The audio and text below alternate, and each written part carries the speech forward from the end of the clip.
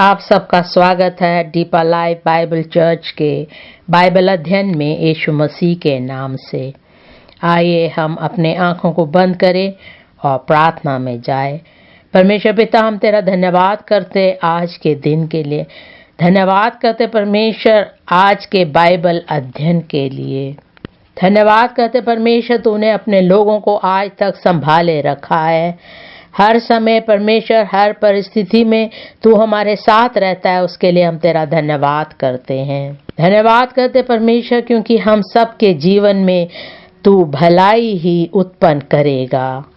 धन्यवाद करते परमेश्वर, तू हम सबके ऊपर तेरी आशीषें उंडेलेगा। धन्यवाद करते परमेश्वर, तू हमें हर समय संभाले रखता है। आज भी जब हम तेरे वचनों से सीखने जा रहे हैं, तू हमें बहुतायत से आशीष देगा। धन्यवाद करते परमेश्वर, तूने हमारी प्रार्थना सुनी। प्रभु यीशु मसीह के नाम से मांगते हैं, आमीन। हम मरकुस की किताब से पढ़ते आ रहे हैं और आज हम देखेंगे मरकुस 12 का 28 से 34वें वाक्य तक। मरकुस 12 का 28 से 34वें वाक्य तक। 28वां वाक्य, शास्त्रियों में से एक ने आकर उन्हें विवाद करते सुना और यह जानकर कि उसने उन्हें अच्छी रीति से उत्तर दिया, उससे पूछा, सबसे मुख्य आज्ञा कौन सी है? हम देखते हैं यहूदियों के जीवन में उन्हें बहुत सी आज्ञाओं को मानना था। केवल वो 10 आज्ञाएं नहीं, लेकिन उनके हर क्षेत्र में उन्हें बहुत सी आज्ञाओं को मानना था। फारिसी और सदूसियों ने भी बहुत सी आज्ञाओं को जोड़ दिया था, इसलिए उनके पास बहुत सारी आज्ञाएं थी जो उन्हें माननी थी। सबत के दिन क्या करना चाहिए, क्या नहीं करना चाहिए, परिवार में क्या करना चाहिए, क्या नहीं करना चाहिए। परमेश्वर की आज्ञाओं के साथ उन्होंने बहुत सी आज्ञाएं जोड़ दी थी। यहाँ पर ये जानना चाहते थे कि सबसे मुख्य आज्ञा कौन सी है और कौन सी आज्ञा उन्हें माननी चाहिए। यीशु ने उससे उत्तर दिया, सब आज्ञाओं में से यह मुख्य है, हे इज़राइल सुन, प्रभु हमारा परमेश्वर एक ही प्रभु है। 30वां वाक्य, और तू प्रभु अपने परमेश्वर से अपने सारे मन से और अपने सारे प्राण से और अपनी सारी बुद्धि से और अपनी सारी शक्ति से प्रेम रखना।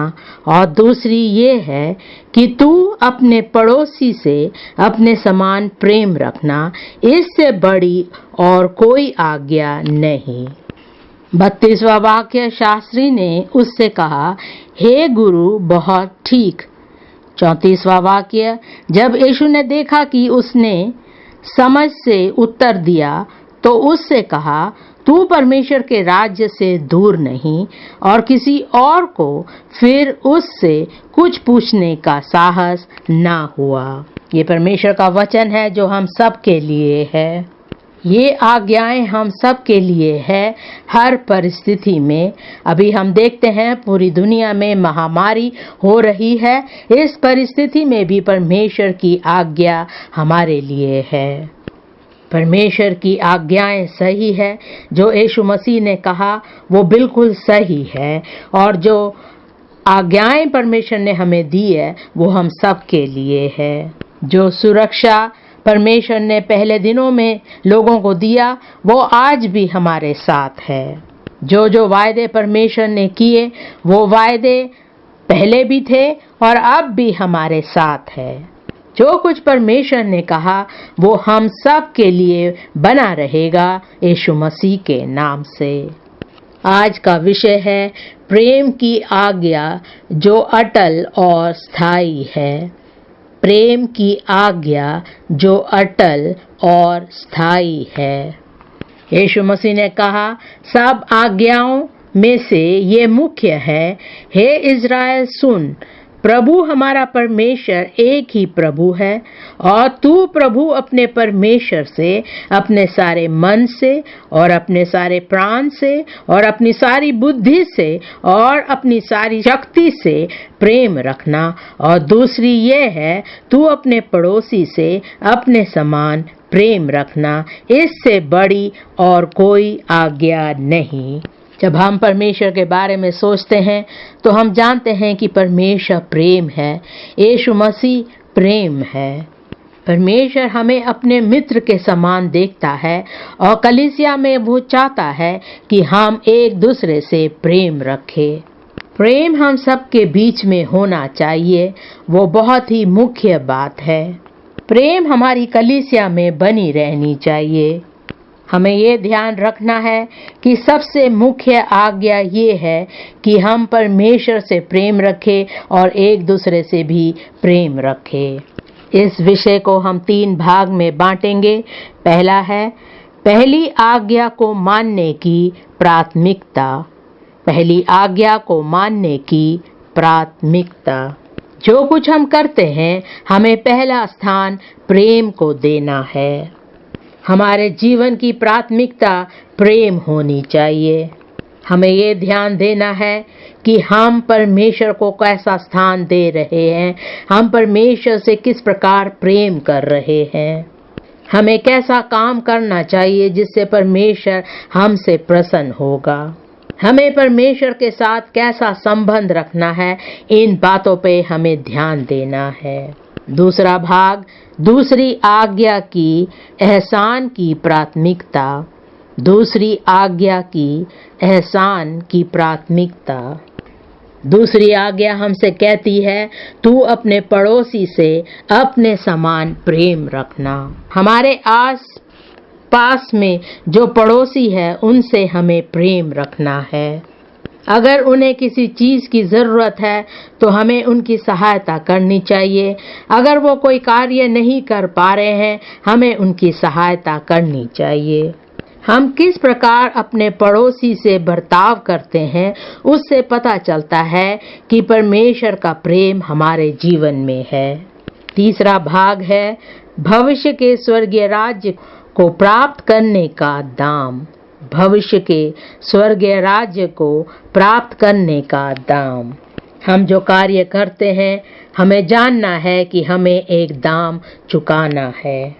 हम पहले भाग में आएंगे। पहली आज्ञा को मानने की प्राथमिकता। मरकुस 12 का 28वें वाक्य से हम पढ़ेंगे। शास्त्रियों में से एक ने आकर उन्हें विवाद करते सुना और ये जानकर कि उसने उन्हें अच्छी रीति से उत्तर दिया, उससे पूछा सबसे मुख्य आज्ञा कौन सी है। यहाँ पर वो देख रहे थे कि यीशु मसीह अच्छी रीति से उत्तर दे रहा था। हर काम यीशु मसीह सही रीति से करता था। सब बातें वो सही रीति से करता था। मेरी प्रार्थना है आप भी अपने जीवन में जान सकेंगे कि जो कुछ यीशु मसीह करता है वो सही करता है। आपके जीवन में कोई परेशानी है, कोई चुनौतियों का सामना कर रहे हैं, आप यीशु मसीह से प्रार्थना करें। यीशु मसीह आपकी परेशानियों को दूर करेगा और जो कुछ वो करेगा सही रीति से करेगा। अगर कोई बात है वचन से जो आपको समझ नहीं आ रहा, आप यीशु मसीह से प्रार्थना करें। यीशु मसीह सही रीति से वो आपको समझा देगा। जब आप यीशु मसीह से प्रार्थना करेंगे, यीशु मसीह आपकी प्रार्थनाओं का उत्तर देगा। खुशी और आनंद आपके जीवन में होगा। यीशु ने उसे उत्तर दिया। मेरी प्रार्थना है जब भी आप यीशु मसीह से कुछ मांगे, यीशु मसीह आपकी प्रार्थनाओं का उत्तर आपको देगा। सब आज्ञाओं में से ये मुख्य है, हे इज़राइल सुन, प्रभु हमारा परमेश्वर एक ही प्रभु है और तू प्रभु अपने परमेश्वर से अपने सारे मन से और अपने सारे प्राण से और अपनी सारी बुद्धि से और अपनी सारी शक्ति से प्रेम रखना। जब हम परमेश्वर से पूरे दिल से प्रेम करते हैं तो हमारा संबंध परमेश्वर के साथ बन जाता है। हम परमेश्वर के साथ जुड़े रहते हैं। परमेश्वर कहता है संसार की बातों से निकल आ और मैं तेरा परमेश्वर होऊंगा और तुम मेरे बच्चे होंगे। हम यीशु मसीह को अपना उद्धारकर्ता मान सकते हैं। जहाँ कहीं भी आप बैठे हैं, आप कह सकते हैं, मैंने यीशु मसीह को अपना हृदय दे दिया है, मैंने अपना सब कुछ परमेश्वर को दे दिया है। यीशु मसीह मेरा उद्धार करता है। अब मैं यीशु मसीह का हूँ और कोई भी मेरे विरुद्ध खड़ा नहीं हो सकता। हमें परमेश्वर को सारे मन से प्रेम करना है। हमें शैतान की बातों से या शैतान की बातों के लिए या संसार के लिए हमें कोई जगह नहीं छोड़नी है। हमें किसी और को अपने जीवन में स्थान नहीं देना है, लेकिन परमेश्वर को पूरे तन मन से प्रेम करना है। हम पढ़ेंगे मत्ती 22 का 36वां वाक्य। मत्ती 22 का 36वां वाक्य। यहाँ पर भी वही बात मत्ती ने कही है। लिखा है, हे गुरु, व्यवस्था में कौन सी आज्ञा बड़ी है? उसने उससे कहा, तू परमेश्वर अपने प्रभु से अपने सारे मन और अपने सारे प्राण और अपनी सारी बुद्धि के साथ प्रेम रख। परमेश्वर चाहता है कि हम पूरे मन से उससे प्रेम करें। वो नहीं चाहता कि हम एक दिखावटी प्रेम दिखाए। हम नए नियम में देखते हैं, यीशु मसीह के बलिदान के द्वारा हम सब बचाए गए, हमें पापों से छुटकारा मिल चुका है। नए नियम में हम देखते हैं, हमें लहू के द्वारा खरीदा गया है और हम परमेश्वर के नजदीक आ चुके हैं। पुराने नियम में हमें देखने को मिलता है कि वो लोग मसीहा को ढूंढ रहे थे कि कब वो आएगा और उन्हें बचाएगा। व्यवस्था विवरण 10 का 12वां वाक्य। व्यवस्था विवरण 10 का 12वां वाक्य। अब हे इज़राइल, तेरा परमेश्वर यहोवा तुझसे इसके सिवाय और क्या चाहता है कि तू अपने परमेश्वर यहोवा का भय माने और उसके सारे मार्गों पर चले, उससे प्रेम रखे और अपने पूरे मन और अपने सारे प्राण से उसकी सेवा करे। आदम और हवा पाप में गिर चुके थे। अब वो इन आज्ञाओं का पालन कैसे कर सकते थे? परमेश्वर जानता था कि मनुष्य को अनुग्रह की जरूरत है। उस अनुग्रह के द्वारा ही वो पापों से छुटकारा पा सकते हैं। उस अनुग्रह के द्वारा वो परमेश्वर को पूरे तन मन से प्रेम कर सकते हैं। पहली बात, हमें यीशु मसीह को अपनाना है। दूसरी बात, हमारे हृदय को पूरी तरह से हमें शुद्ध करना है। जब हम अपने आप को पवित्र करते हैं, सारी बुराइयां हमारे जीवन से हट जाती है, तब हम परमेश्वर को पूरे मन से, पूरे तन से हम उसकी सेवा कर सकते हैं। व्यवस्था विवरण 30 का 6वां वाक्य। व्यवस्था विवरण 30 का 6वां वाक्य। और तेरा परमेश्वर यहोवा तेरे और तेरे वंश के मन का खतना करेगा कि तू अपने परमेश्वर यहोवा से अपने सारे मन और सारे प्राण के साथ प्रेम करे, जिससे तू जीवित रहे। हमें परमेश्वर से पूरी रीति से प्रेम करना है, यीशु मसीह को अपना उद्धारकर्ता मानना है, एक पवित्र जीवन हमें बिताना है। जब हम अपने आप को परमेश्वर के सामने समर्पित करते हैं, परमेश्वर हमारा प्रभु बन जाता है और हम परमेश्वर के बच्चे हो जाते हैं और हम कहते हैं कि परमेश्वर हमारा है और हम परमेश्वर के हैं। मेरा जीवन बदल चुका है, मैं छुटकारा पा चुका हूँ। अब हम परमेश्वर के बेटे बेटियां बन जाते हैं। मेरे पाप मिट चुके हैं और हर एक दोष मेरे जीवन से दूर हो चुका है। जब आप यीशु मसीह को पूरे रीति से अपनाते हैं, उसके बाद आपके हृदय को पूरी रीति से शुद्ध होना जरूरी है। यीशु मसीह अपने लहू से आपको पूरी रीति से शुद्ध करेगा। पहली बात, हम परमेश्वर के हो जाते हैं। दूसरी बात, परमेश्वर हमारे मन का खतना करेगा। ये शारीरिक रूप से नहीं, लेकिन आत्मिक रूप से परमेश्वर हमारे मन का खतना करेगा। जब हम ऐसा करते हैं तो हम जीवित रहेंगे। हम किसी और के साथ संघर्ष नहीं करते हैं, लेकिन पूरे मन से हम परमेश्वर से प्रेम करते हैं। मत्ती 6 का 24वां वाक्य, मत्ती 6 का 24वां वाक्य, कोई मनुष्य 2 स्वामियों की सेवा नहीं कर सकता, क्योंकि वह एक से बैर और दूसरे से प्रेम रखेगा, या एक से मिला रहेगा और दूसरे को तुच्छ जानेगा। तुम परमेश्वर और धन दोनों की सेवा नहीं कर सकते। जब आपके हृदय में धन के लिए प्रेम हो तो आप परमेश्वर से प्रेम नहीं कर सकते। इसलिए हमें परमेश्वर को चुनना है और पूरे मन से परमेश्वर से प्रेम रखना है। लूका 10 का 25वां वाक्य, लूका 10 का 25वां वाक्य, और देखो एक व्यवस्थापक उठा और यह कहकर उसकी परीक्षा करने लगा, हे गुरु, अनंत जीवन का वारिस होने के लिए मैं क्या करूं? उसने उससे कहा, व्यवस्था में क्या लिखा है, तू कैसे पढ़ता है? जब हमारे मन में कोई प्रश्न उठता है, हम समझ नहीं पाते हैं, तो हम परमेश्वर के वचन में जाकर पढ़ सकते हैं और परमेश्वर अपने वचनों के द्वारा हमें समझाएगा। परमेश्वर का वचन हमें पूरी तरह से समझाता है कि हम यीशु मसीह को कैसे अपना सकते हैं, कैसे हमारा जीवन बच सकता है, हम एक शुद्धिकरण का जीवन कैसे बिता सकते हैं, हमें कैसा एक मन मिल सकता है जिससे हम पूरी तरह से परमेश्वर से प्रेम करें। 27वां वाक्य, उसने उत्तर दिया, तू प्रभु अपने परमेश्वर से अपने सारे मन और अपने सारे प्राण और अपनी सारी शक्ति और अपनी सारी बुद्धि के साथ प्रेम रख, और अपने पड़ोसी से अपने समान प्रेम रख। उसने उससे कहा, तूने ठीक उत्तर दिया, यही कर तो तू जीवित रहेगा। जब तक हमारा मन पूरी तरह से बदल नहीं जाता है, जब तक हमारा जीवन एक शुद्ध जीवन नहीं है, हम ऐसे काम नहीं कर सकते। वो व्यक्ति कह सकता था कि मेरा जीवन अशुद्ध है, पाप भरा है, तो मैं कैसे कर सकता हूँ? मुझे एक स्वर्गीय ज्ञान और मदद की जरूरत है। तब उसके जीवन में परमेश्वर का प्रेम आएगा और वो परमेश्वर के इच्छा के अनुसार जी पाएगा।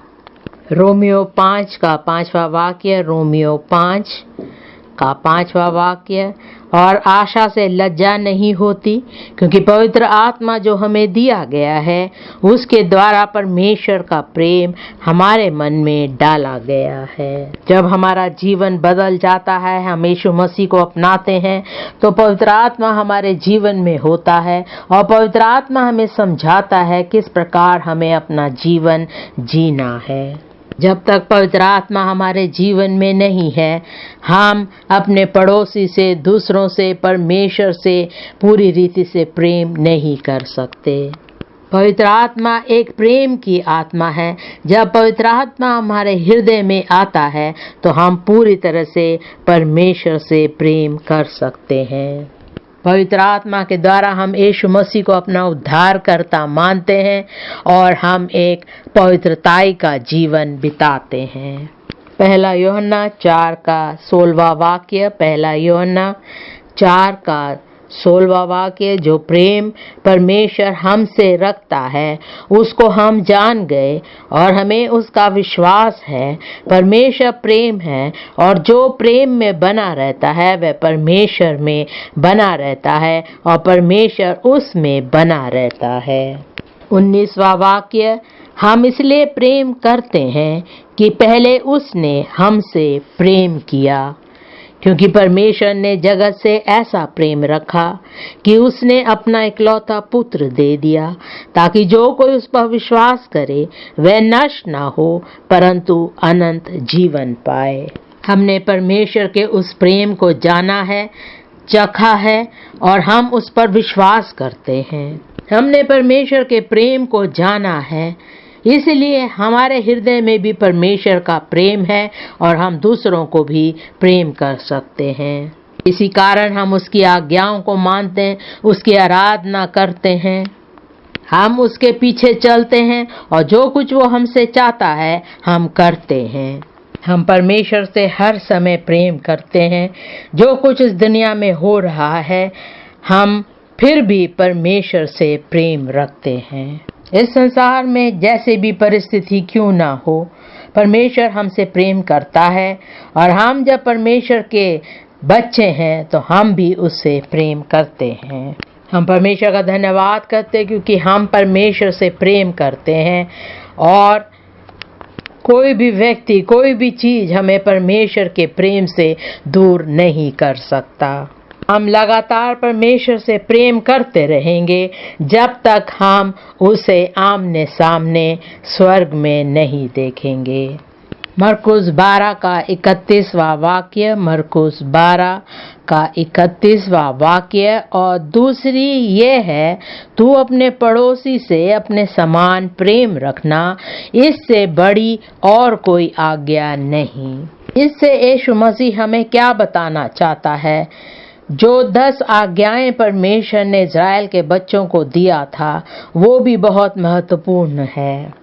उन 10 आज्ञाओं में से जो पहले 4 आज्ञा है वो परमेश्वर के लिए है। 5 से लेकर 10वें आज्ञा तक वो हमारे आसपास के जो मनुष्य हैं उनके लिए है। तू प्रभु परमेश्वर, अपने परमेश्वर से अपने सारे मन से और अपने सारे प्राण से और अपनी सारी बुद्धि से और अपनी सारी शक्ति से प्रेम रखना और किसी और परमेश्वर से प्रेम मत रखना। हमें किसी मूरत से प्रेम नहीं रखना है। आपके हृदय की मूरत, आपके समाज में जो मूरत है उससे हमें प्रेम नहीं रखना है। दूसरी बात, हमें किसी और परमेश्वर के सामने अपने सरों को नहीं झुकाना है। हमें अपने परमेश्वर की तुलना किसी और देवी देवता से नहीं करनी है। हमें परमेश्वर के नाम का आदर करना है। हमें उसका नाम व्यर्थ नहीं लेना है। हमें केवल प्रभु परमेश्वर से प्रेम रखना है, उसका आदर करना, उसकी स्तुति आराधना करनी है। हमें हर समय परमेश्वर की स्तुति आराधना करनी है। जब हम इकट्ठे होते हैं तो हमें परमेश्वर की स्तुति आराधना करना है। जैसे दाऊद ने कहा, मैं प्रसन्न हुआ जब उन्होंने कहा कि चलो हम परमेश्वर के भवन में जाए।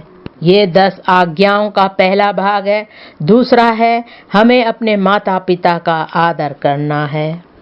आपके आस पड़ोस में कोई बीमार है, कोई तकलीफ में है, मुसीबत में है, हमें उनकी सहायता करनी है, उन्हें परमेश्वर का प्रेम दिखाना है।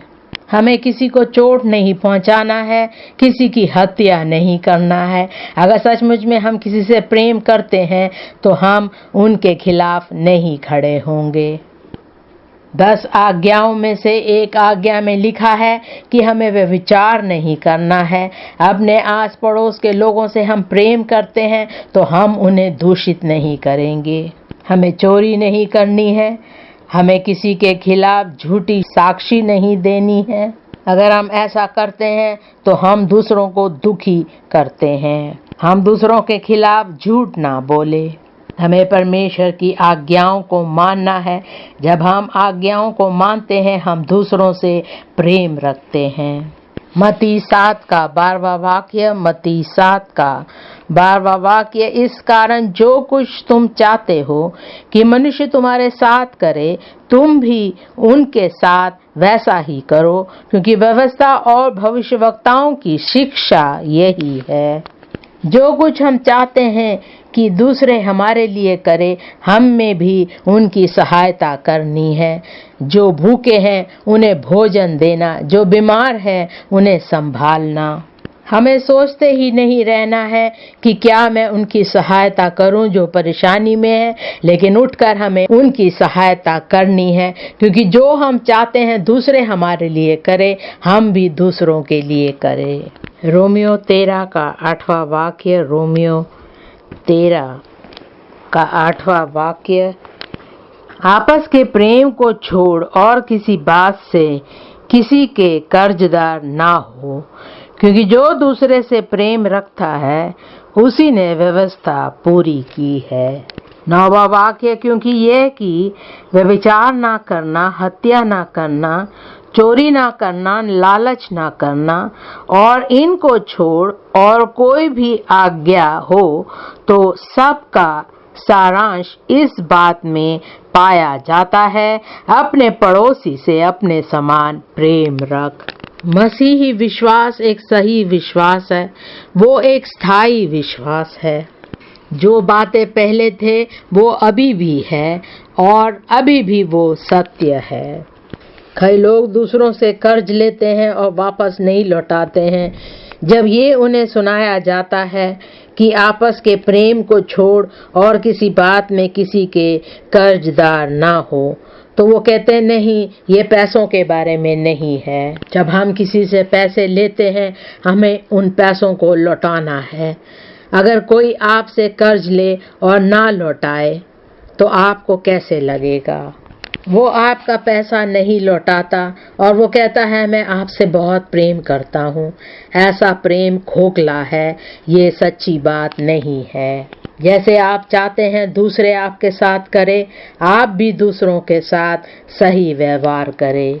जो हमें दूसरों को देना है हम उसे दें, हम किसी के कर्जदार ना हो। परमेश्वर का सुसमाचार हमें दूसरों को सुनाना है। हमें उस बात को पकड़े नहीं रखना है, केवल अपनी चिंता नहीं करनी है, हमें दूसरों को बचाना है। अगर आप दूसरों से प्रेम करते हैं तो जो हमारे पास है हम दूसरों को दें। 9वें वाक्य में लिखा है, क्योंकि ये कि व्यभिचार ना करना, हत्या ना करना, चोरी ना करना, लालच ना करना और इनको छोड़ और कोई भी आज्ञा हो तो सबका सारांश इस बात में पाया जाता है, अपने पड़ोसी से अपने समान प्रेम रख। प्रेम पड़ोसी की कुछ बुराई नहीं करता, इसलिए प्रेम रखना व्यवस्था को पूरा करना है। 1 कुरिन्थियों 12 का 31वां वाक्य। 1 कुरिन्थियों 12 का 31वां वाक्य। क्या सब अनुवाद करते हैं? तुम बड़े से बड़े वरदानों की धुन में रहो, परंतु मैं तुम्हें और भी सबसे उत्तम मार्ग बताता हूँ। ये उत्तम मार्ग कौन सा है? 1 कुरिन्थियों 13 का पहला वाक्य। 1 कुरिन्थियों 13 का पहला वाक्य। यदि मैं मनुष्यों और स्वर्गदूतों की बोलियां बोलूं और प्रेम ना रखूं तो मैं ठनठनाता हुआ पीतल और झनझनाती हुई झांझ हूँ। अगर हम अपने पड़ोसी को परमेश्वर का प्रेम नहीं दिखाते तो हम में प्रेम नहीं है। प्रेम सबसे उत्तम मार्ग है। दूसरा वाक्य, और यदि मैं भविष्यवाणी कर सकूं और सब भेदों को, सब प्रकार के ज्ञान को समझूं और मुझे यहाँ तक पूरा विश्वास हो कि मैं पहाड़ों को हटा दूं, परंतु प्रेम ना रखूं तो मैं कुछ भी नहीं। यहाँ पर प्रेम को उत्तम मार्ग बता रखा है कि हमारे जीवन में प्रेम होना चाहिए, अपने पड़ोसी के लिए, अपने दोस्तों के लिए, अपने समाज के लोगों के लिए, अपने रिश्तेदारों के लिए। तीसरा वाक्य, यदि मैं अपनी संपूर्ण संपत्ति कंगालों को खिला दूं या अपनी देह जलाने के लिए दे दूं और प्रेम ना रखूं तो मुझे कुछ भी लाभ नहीं। चौथा वाक्य, प्रेम धीरजवंत है और कृपालु है।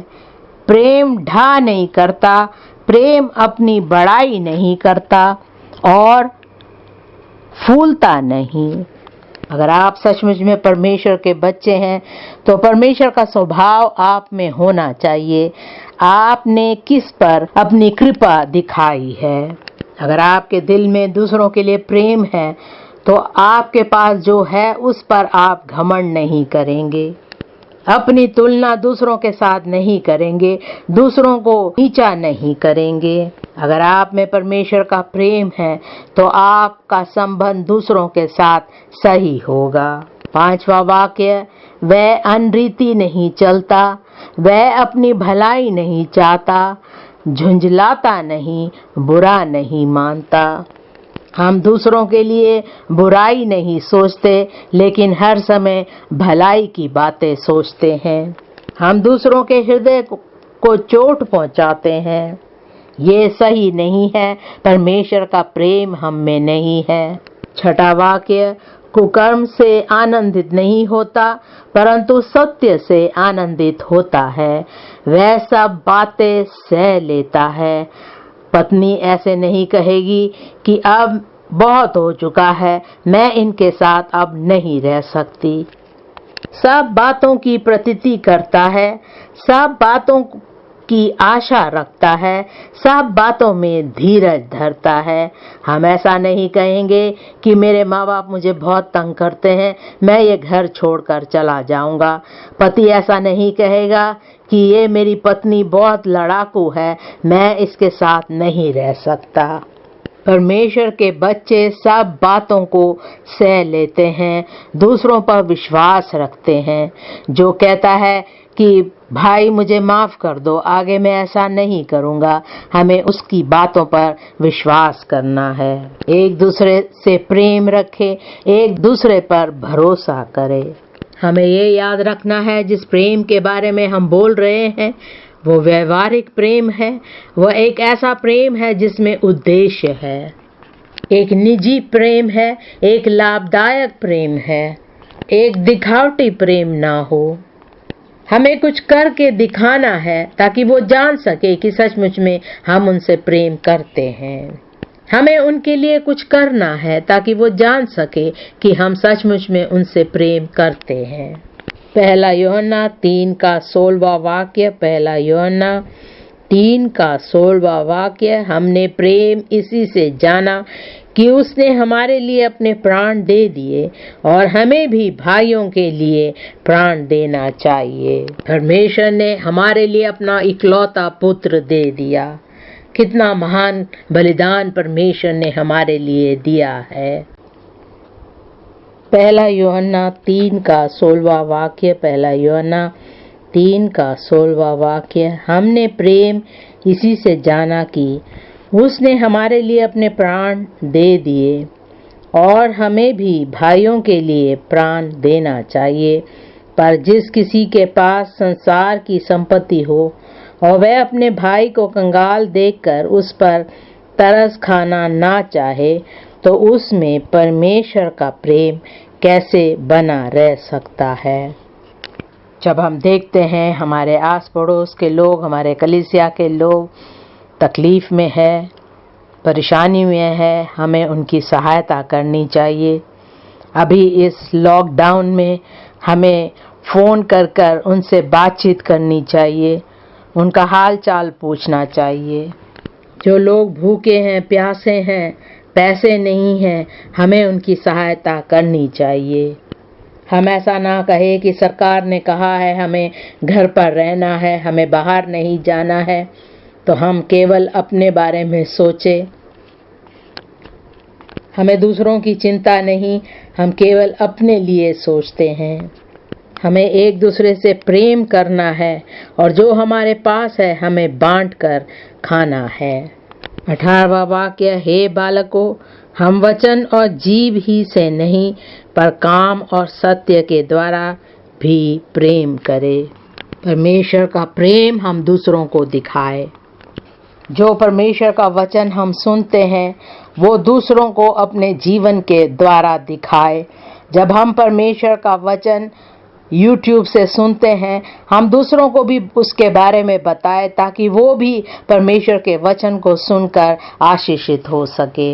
परमेश्वर के वचन के द्वारा परमेश्वर का प्रेम जो आप में है उसके द्वारा हम दूसरों के हृदय को छुए। यूहन्ना 13 का 34वां वाक्य, यूहन्ना 13 का 34वां वाक्य, मैं तुम्हें एक नई आज्ञा देता हूँ कि एक दूसरे से प्रेम रखो। जैसे मैंने तुमसे प्रेम रखा है वैसा ही तुम भी एक दूसरे से प्रेम रखो। जब हम स्वर्ग जाएंगे परमेश्वर का प्रेम लगातार वहाँ पर भी रहेगा। 35वां वाक्य, यदि आपस में प्रेम रखोगे तो इसी से सब जानेंगे कि तुम मेरे चेले हो। अब हम तीसरे भाग में जाएंगे। मरकुस 12 का 32वें वाक्य से पढ़ेंगे। मरकुस 12 का 32वां वाक्य। शास्त्री ने उससे कहा, हे गुरु, बहुत ठीक, तूने सच कहा कि वह एक ही है और उसे छोड़ और कोई नहीं, और उससे सारे मन और सारी बुद्धि और सारे प्राण और सारी शक्ति के साथ प्रेम रखना और पड़ोसी से अपने समान प्रेम रखना सारे होम बलियों और बलिदानों से बढ़कर है। जब यीशु ने देखा कि उसने समझ से उत्तर दिया तो उससे कहा, तू परमेश्वर के राज्य से दूर नहीं, और किसी को फिर उससे कुछ पूछने का साहस ना हुआ। यीशु मसीह ने उससे कहा, तू सत्य को जानता है, इसलिए तो परमेश्वर के राज्य से दूर नहीं है। हम कहते हैं, अगर मैं पश्चाताप के बारे में जानता हूँ तो सही है, लेकिन मैं परमेश्वर के राज्य के पास नहीं पहुँचा हूँ। अगर मैं नए जन्म के बारे में जानता हूँ तो मैं परमेश्वर के राज्य से दूर नहीं हूँ। अगर मैं शुद्धता के बारे में, पवित्रताई के बारे में जानता हूँ तो मैं परमेश्वर के राज्य से दूर नहीं हूँ। अगर मैं जानता हूँ कि मुझे प्रभु परमेश्वर को अपने पूरे मन से प्रेम करना है तो मैं परमेश्वर के राज्य से दूर नहीं हूँ।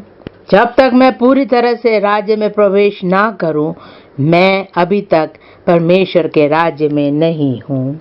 यहाँ पर हम देखते हैं कि हम परमेश्वर के राज्य से बहुत दूर नहीं हैं, लेकिन अभी तक हमने प्रवेश नहीं किया। बहुत से लोग परमेश्वर के बारे में जानते हैं, यीशु मसीह के बारे में जानते हैं, उद्धार के बारे में जानते हैं, स्वर्ग के राज्य के बारे में जानते हैं, लेकिन अभी तक उनका जीवन पूरी रीति से सही नहीं है। उन्होंने अभी तक अपने प्राण, अपना हृदय पूरी तरह से समर्पित नहीं किया है। वो नए जन्म के बारे में जानते तो हैं, लेकिन उनका नया जन्म अभी तक नहीं हुआ है। लूका 13 का 3 वाक्य। लूका 13 का 3 वाक्य। मैं तुमसे कहता हूँ कि नहीं, परंतु यदि तुम मन ना फिराओगे तो तुम सब भी इसी रीति से नष्ट होंगे। 5वां वाक्य। मैं तुमसे कहता हूँ कि नहीं, परंतु यदि तुम मन ना फिराओगे तो तुम सब भी इसी रीति से नष्ट होंगे। जब तक आप यीशु मसीह के पास आकर अपने पापों का पश्चाताप नहीं करते हैं, आप परमेश्वर के राज्य में प्रवेश नहीं कर सकते। आपको कहना है, यीशु मसीह, मैं अपने पापों को छोड़कर मैं तेरे पास आता हूँ। यीशु मसीह को मैं अपना उद्धारकर्ता मानता हूँ। मैं जानता हूँ कलवरी क्रूस पर वो मेरे लिए मारा गया और मेरे पापों के खातिर अपना लहू बहाया, और मैं अभी यीशु मसीह को अपनाता हूँ और अपने आप को यीशु मसीह के हाथों में समर्पित करता हूँ। अब मेरा मन भी गवाह है कि मैं अब परमेश्वर का पुत्र हूँ। जब तक हम पूरी तरह से ऐसा निर्णय नहीं लेते हैं, हम परमेश्वर के राज्य में प्रवेश नहीं करते हैं। लूका 13 का 24वां वाक्य से पढ़ेंगे। लूका 13 का 24वां वाक्य। सकेत द्वार से प्रवेश करने का यत्न करो, क्योंकि मैं तुमसे कहता हूँ कि बहुत से प्रवेश करना चाहेंगे और ना कर सकेंगे। ये ऐसे लोग हैं जो परमेश्वर के बारे में जानते हैं, यीशु मसीह को जानते हैं, लेकिन उन्होंने अपने आप को अभी तक पूरी तरह से समर्पित नहीं किया है, इसलिए वो परमेश्वर के राज्य में प्रवेश नहीं कर पाएंगे। 25वां वाक्य। जब घर का स्वामी उठकर द्वार बंद कर चुका हो और तुम बाहर खड़े हुए द्वार खटखटाकर कहने लगो, हे प्रभु, हमारे लिए खोल दे, और वह उत्तर दे, मैं तुम्हें नहीं जानता, तुम कहाँ के हो। जब तक हम अपना जीवन यीशु मसीह को पूरी तरह से समर्पित नहीं करते हैं, हम परमेश्वर के राज्य में प्रवेश नहीं कर सकते। ये ऐसे लोग हैं जो परमेश्वर के वचनों को जानते तो हैं, लेकिन अपने आप को समर्पित करने में देरी करते हैं। वो कहते हैं, आज नहीं, थोड़े दिनों बाद मैं निर्णय लूंगा और यीशु मसीह को अपनाऊंगा। अब उनके लिए द्वार बंद हो चुका है और अब वो कह रहे हैं, हे प्रभु हमारे लिए खोल दे। लेकिन वो उत्तर देता है, मैं तुम्हें नहीं जानता, तुम कहाँ के हो। 26वां वाक्य, तब तुम कहने लगोगे, हमने तेरे सामने खाया पिया और तूने हमारे बाजारों में उपदेश किया। वो कहेंगे कि हमने यीशु मसीह के बारे में सुना है, लेकिन वो मानने को तैयार नहीं थे। आप बाइबल अध्ययन में आते हैं, परमेश्वर का वचन सुनते हैं, लेकिन अपने आप को पूरी तरह से समर्पित नहीं करते। क्या आप कह सकते हैं, इस तारीख को मैंने निर्णय लिया कि मैं अपने पापों को छोड़कर यीशु मसीह के पीछे चलूंगा? क्या ऐसा कोई दिन आपको याद है? क्या आपको वो स्थान याद है जहां आपने घुटने टेक कर यीशु मसीह को अपने जीवन में बुलाया हो, अपने पापों का अंगीकार करके यीशु मसीह से माफी मांगी हो? 27वां वाक्य, परंतु वह कहेगा, मैं तुमसे कहता हूँ मैं नहीं जानता, तुम कहाँ से हो? हे कुकर्म करने वालों, तुम सब मुझसे दूर हो। 28वां वाक्य, वहां रोना और दांत पीसना होगा जब तुम अब्राहम और इसहाक और याकूब और सब भविष्यवक्ताओं को परमेश्वर के राज्य में बैठे और अपने आप को बाहर निकाले हुए देखोगे। मेरी प्रार्थना है ऐसा हमारे साथ नहीं होगा यीशु मसीह के नाम से। हमने परमेश्वर को जाना है, परमेश्वर को अपनाया है, उस पर हम विश्वास करते हैं। फिर हम कह सकते हैं कि हम यीशु मसीह के हैं। पहली बात, हम परमेश्वर के राज्य के बाहर हैं।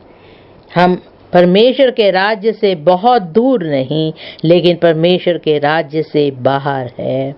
दूसरी बात, हम परमेश्वर के राज्य से बहुत दूर है और हम हमेशा के लिए बाहर निकाले गए हैं। बहुत से लोग हैं जो परमेश्वर के राज्य से बहुत दूर है। वो समझते हैं कि हम परमेश्वर के राज्य के बारे में कुछ नहीं जानते। यशायाह 29 का 13वां वाक्य, यशायाह 29 का 13वां वाक्य, प्रभु ने कहा, ये लोग जो मुंह से मेरा आदर करते हुए समीप आते परंतु अपना मन मुझसे दूर रखते हैं और जो केवल मनुष्यों की आज्ञा सुन सुनकर मेरा भय मानते हैं। ये ऐसे लोग हैं जो परमेश्वर से बहुत दूर है और जब वो मर जाएंगे तो परमेश्वर के राज्य में कभी भी प्रवेश नहीं करेंगे। मरकुस 7 का 6वां वाक्य, मरकुस 7 का 6वां वाक्य, उसने उनसे कहा, यशायाह ने तुम कपटियों के विषय में बहुत ठीक भविष्यवाणी की, जैसा लिखा है, ये लोग होठों से तो मेरा आदर करते हैं पर उनका मन मुझसे दूर रहता है। ये व्यर्थ मेरी उपासना करते हैं क्योंकि मनुष्यों की आज्ञाओं को धर्मोपदेश करके सिखाते हैं। क्योंकि तुम परमेश्वर की आज्ञा को टालकर मनुष्यों की रीतियों को मानते हो। 9वां वाक्य, उसने उनसे कहा, तुम अपनी परंपराओं को मानने के लिए परमेश्वर की आज्ञा कैसी अच्छी तरह टाल देते हो। तीसरी बात, अब तुम दूर नहीं लेकिन परमेश्वर के राज्य के नागरिक हो।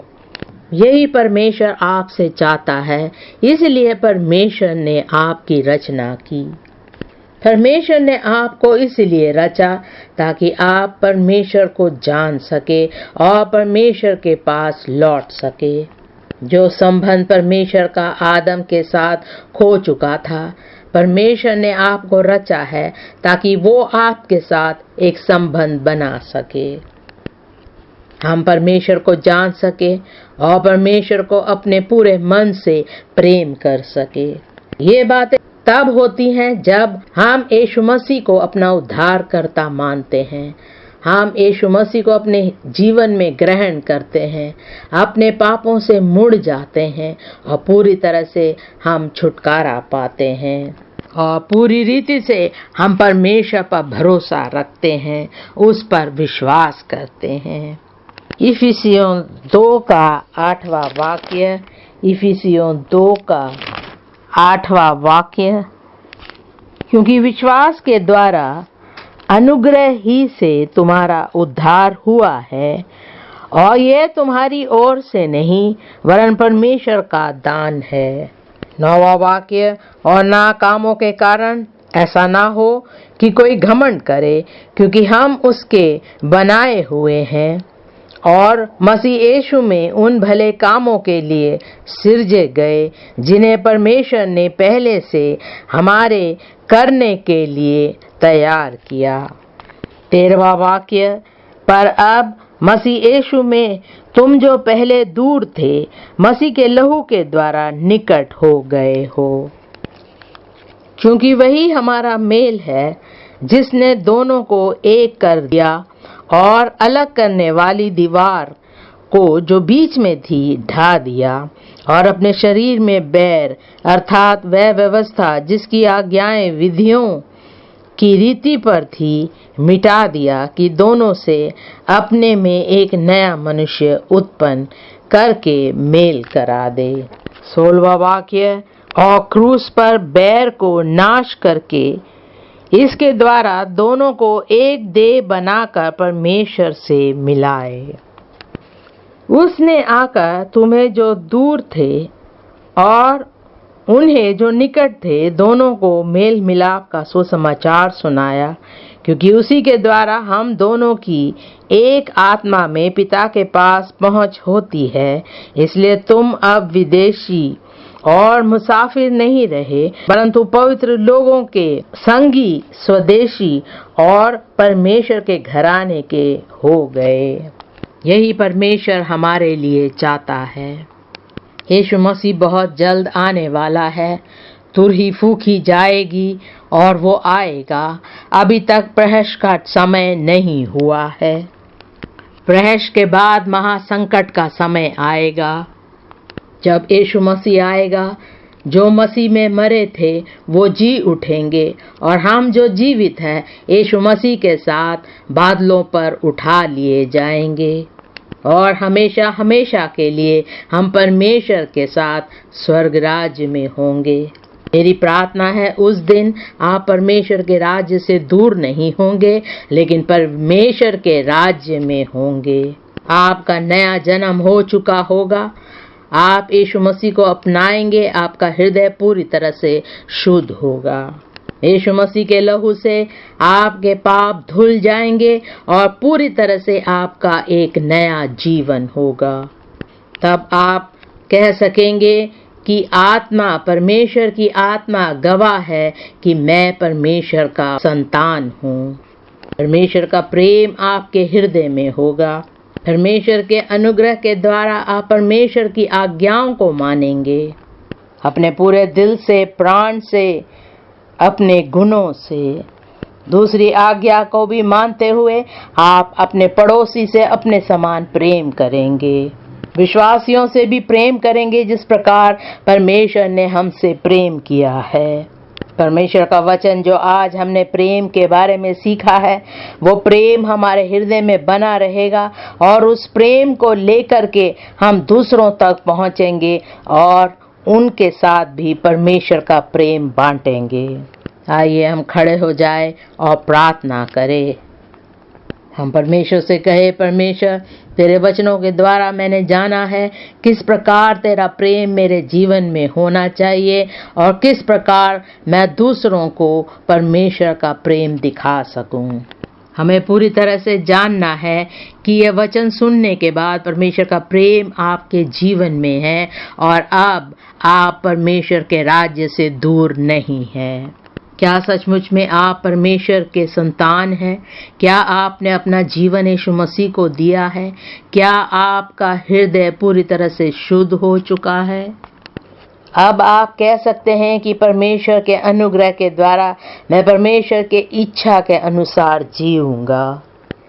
यीशु मसीह से प्रार्थना करें, यीशु मसीह मैं अपना हृदय खोलता हूँ, तू मेरे हृदय में आ और वास कर। अपने पिछले पापों के लिए मैं माफी चाहता हूँ। मैं जानता हूँ परमेश्वर तू मुझसे प्रेम करता है, इसलिए तूने अपना इकलौता पुत्र मेरे लिए भेजा। मैं अपना जीवन यीशु मसीह पूरी तरह से तुझे समर्पित करता हूँ। मेरे पापों का बोझ मेरे जीवन से तू हटा दे।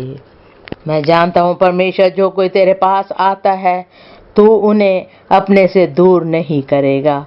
इसलिए परमेश्वर मैं पूरी तरह से अपने आप को समर्पित करता हूँ और मैं तेरे पास आता हूँ।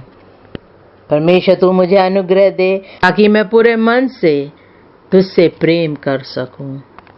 मेरी सहायता कर परमेश्वर ताकि मैं दूसरों को तेरा प्रेम दिखा सकूं। अपनी कलीसिया के लोगों के बीच में परमेश्वर का प्रेम दिखाए। जब हम ऐसा करते हैं हम परमेश्वर के राज्य के नागरिक बन जाएंगे। हमें ये भी याद रखना है कि हमारे सोचने से बढ़कर परमेश्वर हमसे प्रेम करता है। आपके हर पापों को वो माफ करेगा, आपकी हर जरूरतों को वो पूरी करेगा, आपके शरीर को चंगाई देगा। आपके जीवन में जो पहाड़ है उन्हें परमेश्वर हटा देगा, आपको संभाले रखेगा और आपका जीवन लाभदायक होगा। इस महामारी के समय में भी परमेश्वर आपको संभाले रखेगा। आपका जीवन खुशियों का जीवन होगा, एक पवित्र जीवन आप बिताएंगे और आप आनंदित होंगे। परमेश्वर के वायदों को पकड़े रहे और वो वायदे आपके जीवन में पूरे हो जाएंगे और परमेश्वर की उपस्थिति आपके साथ बनी रहेगी। आइए हम प्रार्थना करें। परमेश्वर पिता यीशु मसीह के नाम से हम तेरा धन्यवाद करते हैं तेरे वचन के प्रकाशन के लिए। धन्यवाद करते परमेश्वर तेरे प्रेम की आज्ञाओं के लिए। प्रार्थना करते प्रभु हम तेरे प्रेम को पूरी तरह से जान सके और दूसरों को भी दिखा सके यीशु मसीह के नाम से। हम सबके जीवन में, हृदय में, हमारे परिवारों में, हमारी कलीसिया में तेरा प्रेम हमारे जीवन में हमारे साथ बने रहे यीशु मसीह के नाम से। हम सब प्रभु परमेश्वर को अपने पूरे मन से प्रेम करें और अपने पड़ोसी से भी अपने समान प्रेम करने वाले होंगे यीशु मसीह के नाम से। जब ऐसा हम करेंगे तेरा प्रेम, तेरी आशीषें हमारे जीवन में हर समय बनी रहेगी यीशु मसीह के नाम से। जब तुरही फूंकी जाएगी यीशु मसीह आएगा, अपने संतों को अपने साथ ले जाएगा तो हम भी उसके साथ होंगे यीशु मसीह के नाम से। धन्यवाद करते परमेश्वर तूने हमारी प्रार्थना सुनी। प्रभु यीशु मसीह के नाम से मांगते हैं, आमीन।